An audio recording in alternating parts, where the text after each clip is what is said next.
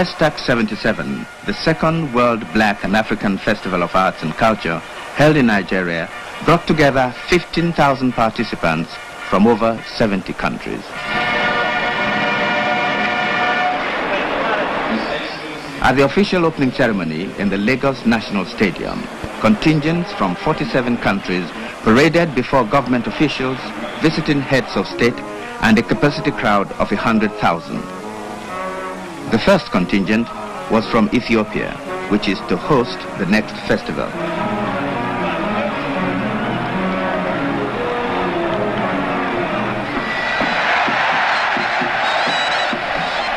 The aims of this festival were to revive and promote black and African cultural values and civilization, to illustrate the various contributions that black and African peoples have made to the universal currents of thought and the arts, to foster better international and interracial understanding, and to give black artists, writers and performers all over the world a feeling of belonging to a common root, despite the diversity of their individual cultural identities.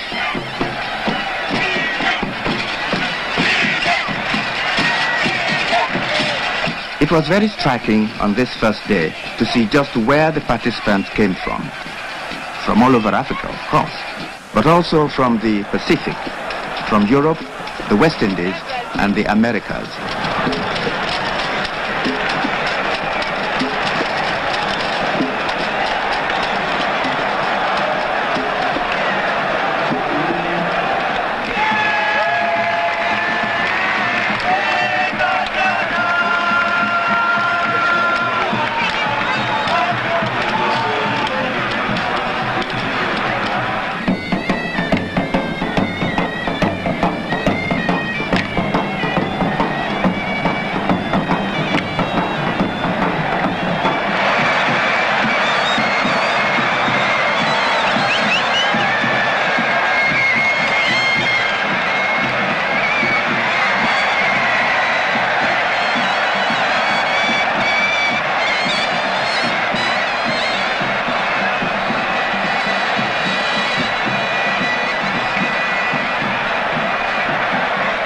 It was perhaps to the black communities of the diaspora, those peoples who have been uprooted to other continents, that the crowd gave its biggest and warmest welcome.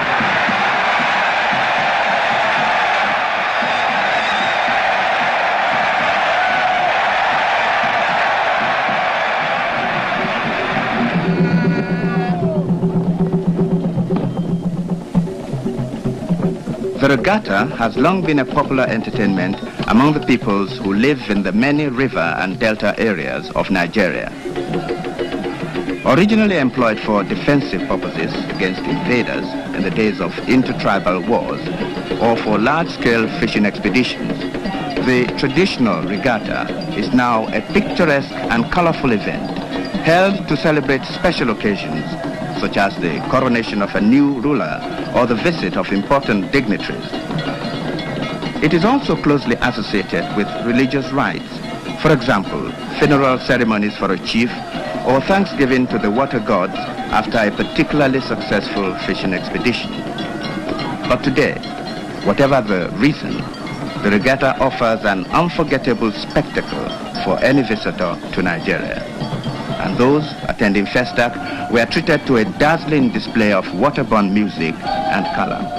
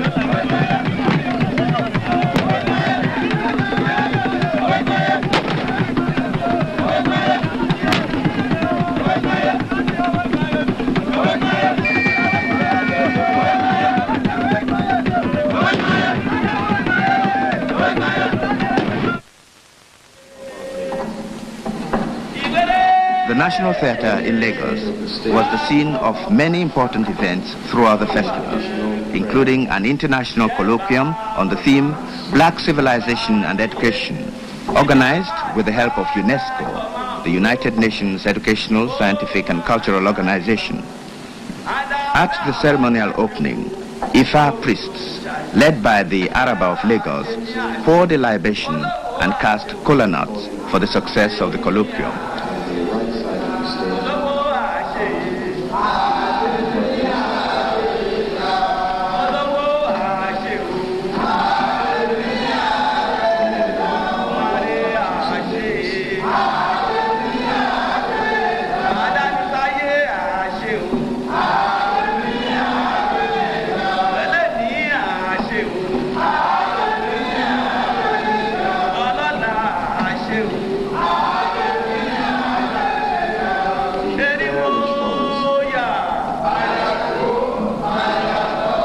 The subject of the colloquium was a vast one, and during his opening address, the Nigerian head of state, General Obasanjo, approached the problem of black civilization and African languages, one of the 10 sub-themes discussed by the delegates, and one very close to the underlying theme of education as a basis for development.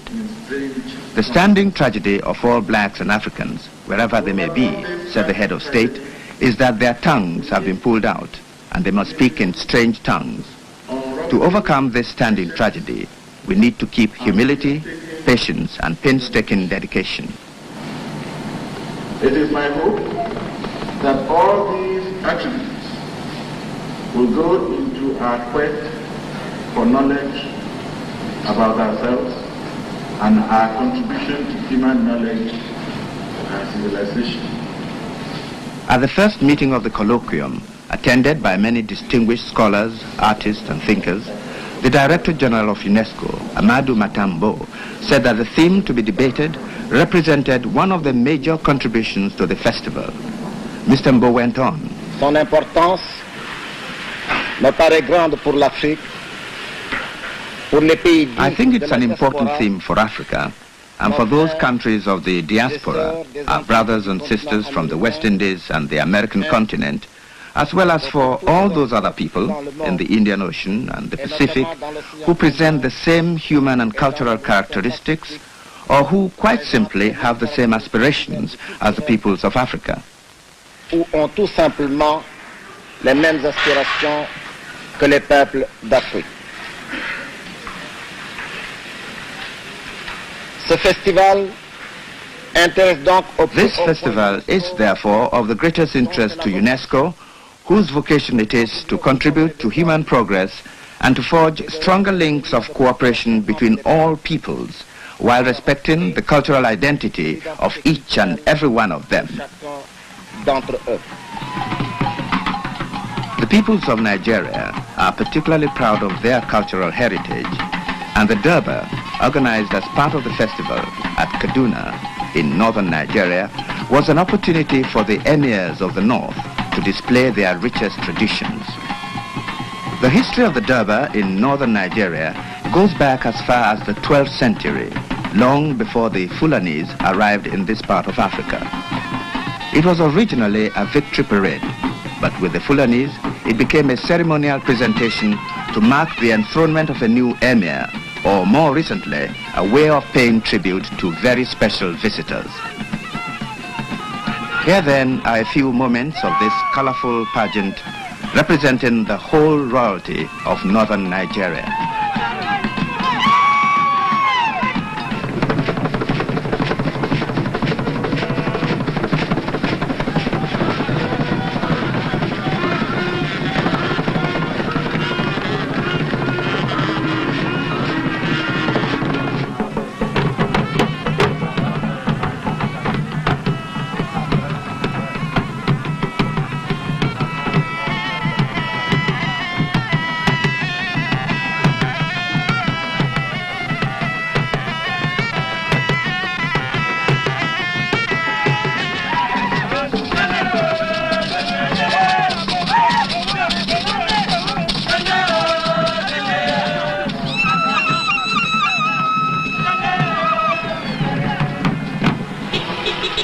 leap across the centuries from horse-borne warriors to traffic flyovers, a leap of only a few hundred miles from Kaduna in the north to Lagos in the south, and then a further leap back into time from the skyscrapers of Lagos to the National Museum, which during the festival presented an exhibition of 2,000 years of Nigerian art. Terracottas from the Nok culture between 900 BC and 200 AD.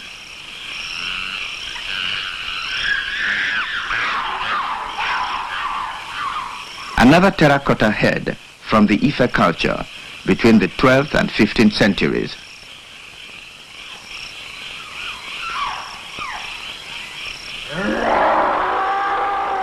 These Seude bronzes date from the 16th century.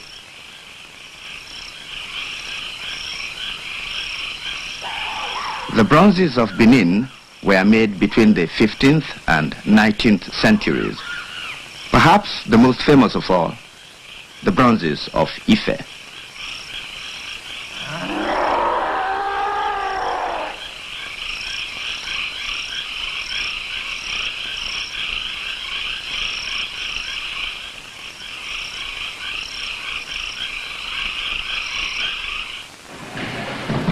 Meanwhile, at various venues in and around Lagos, Festac continued with singing and music and films and drama, and above all, dancing. This is the Swaziland Dance Group.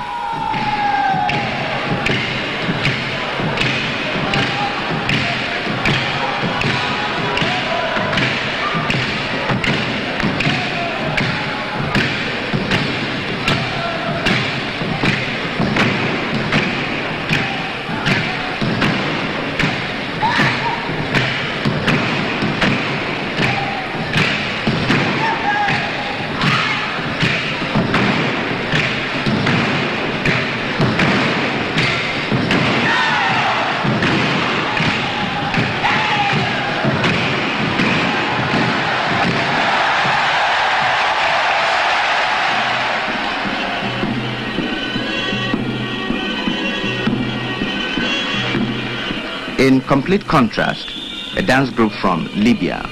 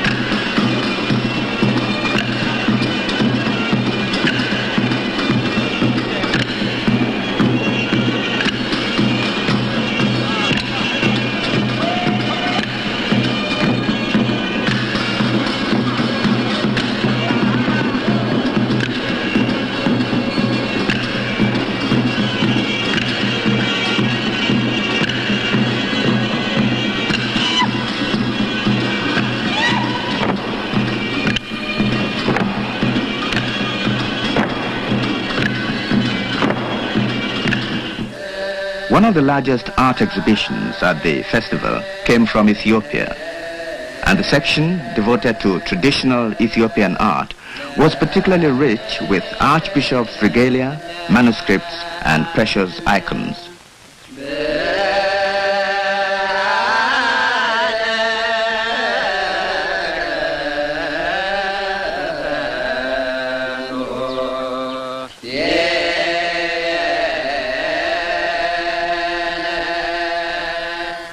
The Nigerian National Exhibition of Contemporary Visual Arts, here are two paintings by Chief Aino Onobolu, gives some idea of the variety of the country's artistic wealth.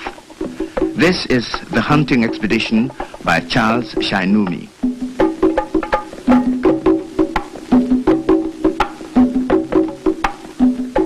Beauty and the Beast by Ben Emwawu.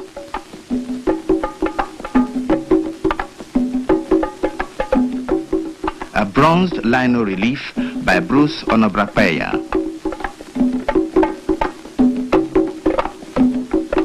In the international exhibition, The Spirit of Apartheid, a work by a black Swedish painter, Harvey Cropper. An untitled work by Wilkerson of the United States.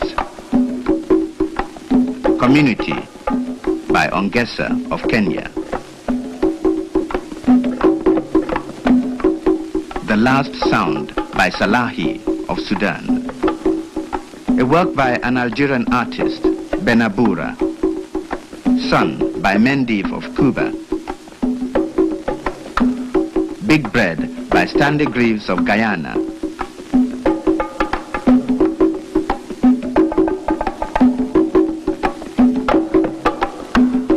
Daughters of Negus by Ossie Murray of Great Britain, and finally, from Kwasi Seitu Asante from the United States, Toussaint Louverture.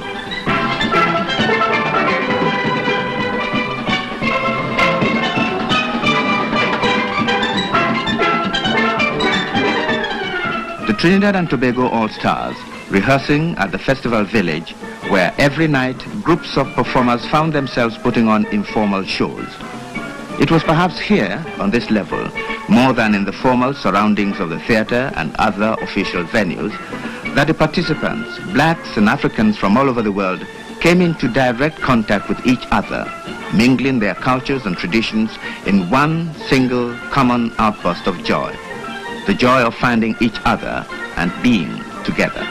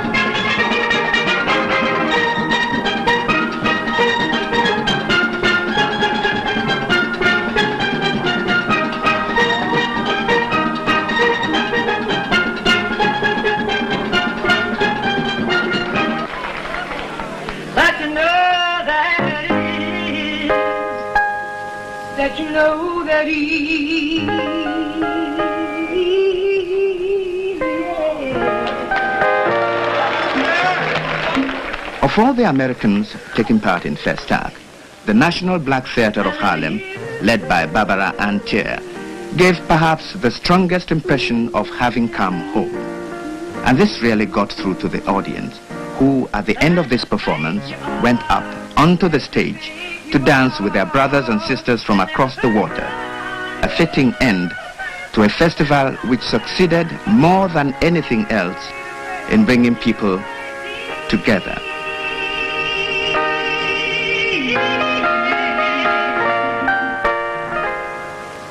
Then there's a real you inside, buried underneath your pride, and that's the real you, the secret of you, the real you, we're here.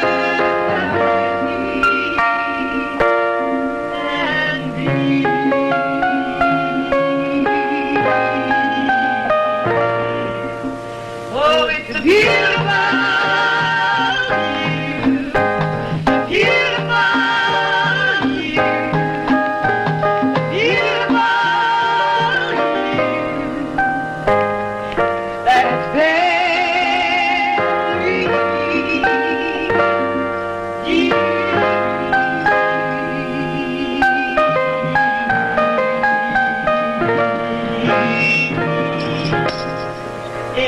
side.